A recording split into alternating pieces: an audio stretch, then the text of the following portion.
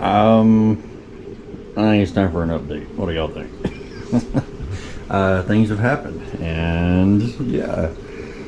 So clearly we have water in the tank, and we have started the cycle. Like I mentioned, we are completely starting over.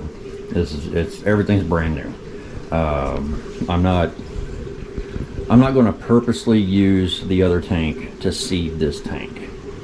I'm just kind of like we're setting up a brand new tank. So right now, we'll just get all these doors open, and I'll get a flashlight. Don't worry, because I don't have any lights under here yet. I don't have a filter on this. And the reason I don't have a filter is because we're using this. I figured I'd give it a shot. You know, I've heard some pretty decent things about it, and yeah, we'll see what happens. I've already put in, so it's basically this little bottle here. That's essentially just ammonia, and you set it until you get to 2 parts per million, which is really easy on this tank. It took 30 milliliters to get to 2 parts ppm. Yeah. This one I needed 180 milliliters.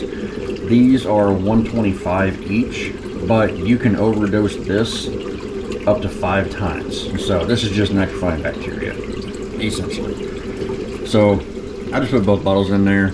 So it's 250 milliliters versus 180. I don't think it'll have any problem. And right now we are basically F right there. We're on day 1. I just put it in there. We put the sand in yesterday, and the tank was wickedly cloudy, so I put the filter on.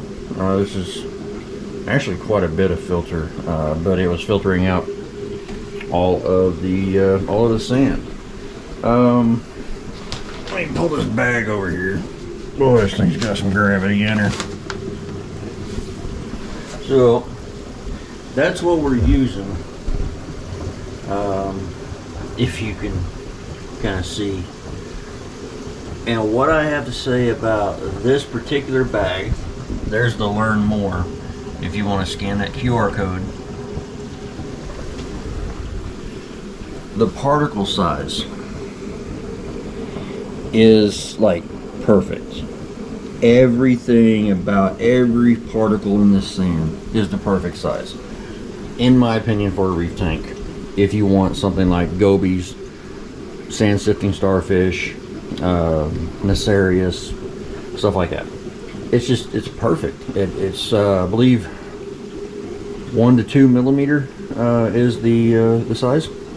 And yeah, I love it. You may have caught a glimpse of the wiring. Holy crap. That's a lot of wires. I do have some things to do some wire management. Yeah, that's going to be one of the next steps. I wanted to get the cycle started, so we kind of hurried up on that. So we do have the Apex running. That's the Apex up here, and you guys really can't see jack. Here we go. So the Apex is running. I've only got stuff plugged into the top power bar way over there. The bottom power bar is plugged in. The top power bar is number 2. I think the Apex is number 1, power bar number 2, the bottom power bar is number 3, and then the lights, the IoT, Internet of Things, is number 4. And then they are creating a module for the MP40s, MP10, 40, 60. They're creating a module for it so that we can control it with the Apex. And they need to hurry up, shut up and take my money. The Core 20, or I guess the Core 15 may be the same way. I thought these were going to be a smooth ramp as it, whenever it turns on. It is a smooth ramp, and you'll see the water kind of come up until it gets to about here. Where you guys at? And then once it gets to here, it just goes full bore to whatever you have it set to. And yeah, It is not docile. It is very aggressive. But it is what it is. I'm not sure what mode I have the MP40s on right now, but they're just kind of static at 50%, it looks like. Cool deal. I don't know what the purple means. I can't remember. I am not an expert on those. All right. So I did try to get some footage of the Apex, plugging it in, setting up, and everything like that. I set you guys down somewhere about here with a light, and I just let you guys, or just let the camera roll so that you guys can see what happens whenever we add the Apex, add something to it, yada yada yada. It's supposed to be easy. Turn the Apex on, connect to it, connect it to your Wi-Fi, and easy. No. I had to go pull out some cable. This is just Cat 5e Ethernet, and make a cable to run to my switch, even though it's wireless. The wireless, for some reason, would not work on an S22 Ultra. Maybe it was jealous. Maybe it said, I ain't connecting nothing but an S23. I don't know, but it wouldn't connect. I have, I think it's about an hour and a half of footage that is just staring at the underneath side of the, so unfortunately none of that. I tried to do a screen record. The screen record wouldn't work. It's just like everything would not work. So yeah, I was wanting to kind of capture video of everything that was happening, and nothing wanted to be on video. So it was good times. But anyway, it is running. The filter roller is fantastic. I'm going to hate paying for new fleece rolls, but the fact that it is filtering is great. And is my flashlight dying? My flashlight is dying. You know, I think worst case, if we replace it once a month, it's about 420 bucks a year for filters. I am on the lookout for new media, and yeah, this flashlight's like dying. Time to charge it. But yeah, Brightwell Microbacter, yeah, Microbacter is what I'm using. As you can see, I got all 3 Kessels running now instead of just that one. Looks like the color temperature has evened out. This one was more purple than the other 2, and it was really weird. But it looks like they've worked their little issue out. Those that know this, you can see that the green light on the Wi-Fi adapter is blinking, and from my understanding, that just means it's connected for another program to control it. Weird. It is kind of cloudy. I did kind of stir up the stand, evening it out a little bit earlier, and it's also going to get cloudy with the Brightwell Aquatics stuff. So everything in here is glued and epoxied. It is all freestanding. Nothing's touching the back. That was one of the things I wanted to do, because everything in here is touching the back. So I haven't cleaned the front glass in a couple days, so you can kind of see some algae on there. Getting ready to do a water change on this one, and it needs it. Sand's like gross. I still haven't gotten anything to clean the sand for me. But let's give you an update here. Clove polyps, absolutely loving life right now.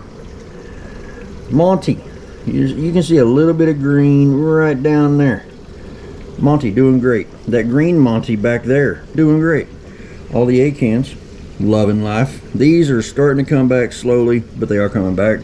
These, oh my god, did somebody just come take these?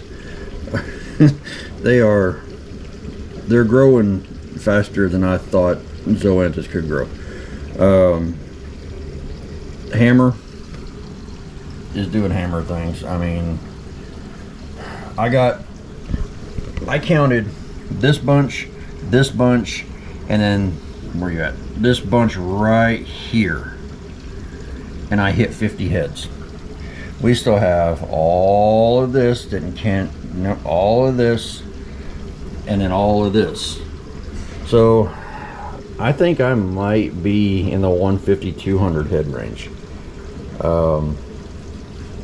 Kind of dumb. GSP. That used to be hammer up here. Hi. That used to be hammer. That was like 6 heads of hammer. And that's what GSP will do to your tank. GSP will take over your tank. Yeah, it's aggressive. Torch is loving life, man. He's just over there just a swinging. The little algae, you can see he's got, the algae has some algae on it. That's very weird, I know, but it is what it is. That's the update on the 90. Is getting ready to get a water change, and it's just kind of in a holding pattern until we get this one going. So it's getting there. It is stark white. The lights are at 5%, which is why it looks a little weird maybe on camera. I don't know, I'll find out whenever I put it all together. The MP40s are in. The MP40s are in. MP40 core. I don't have a skimmer in this. Skimmer won't come until I start adding quite a bit of fish. Oh, I learned one lesson. We're going to need a flashlight for this.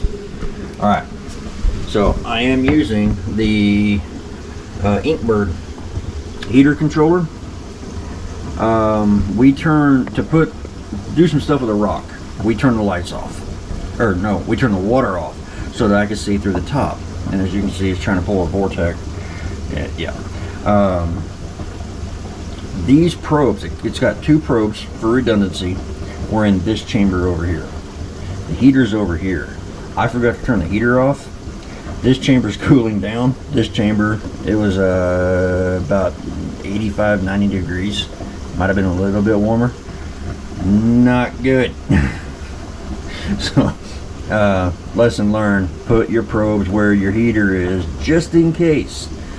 Usually, it's back over here, is where the other temperature probe is for the Apex, because I have it set to a high of 78.5. Turn off the plug that's in. This is set to 78.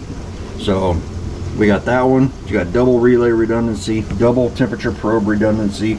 Doesn't matter when the probe's in the wrong chamber when you turn off water flow.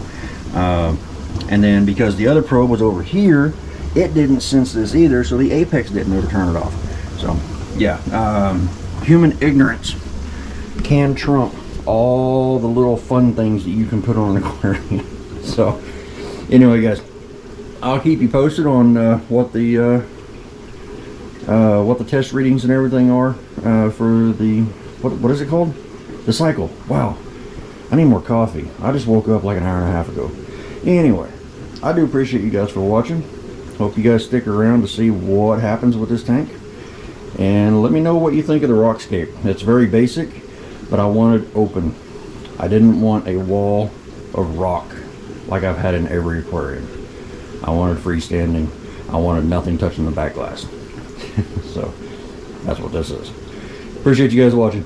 We'll see y'all in the next one.